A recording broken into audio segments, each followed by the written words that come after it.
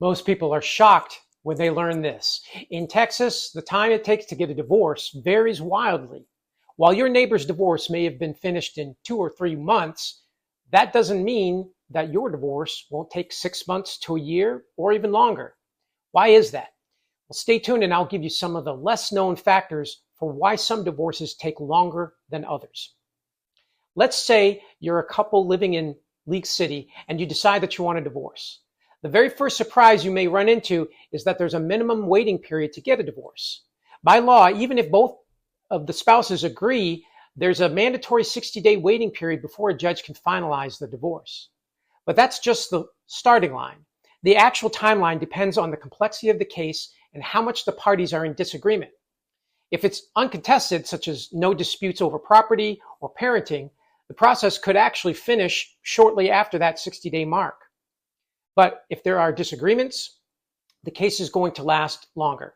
In Galveston County, where League City cases are typically heard, highly contested divorces can stretch 6 months, and in some cases that also have complicated facts such as significant property, custody disputes, or expert evaluations, the case can take even longer than 6 months.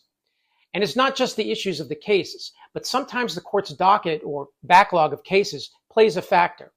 Here's a fact many people don't realize. The courts have to balance allowing full hearings against the need to get cases over efficiently.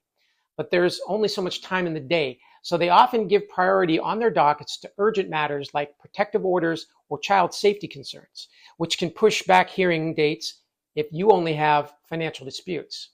That's why two neighbors in the same neighborhood may both be divorcing, but one case is done in 3 months and another drags on for over a year. So while the law sets the minimum time at 60 days, the real answer is that the length of a divorce in League City depends on many factors, including what kinds of issues need resolving and how the court prioritizes its very busy docket of cases.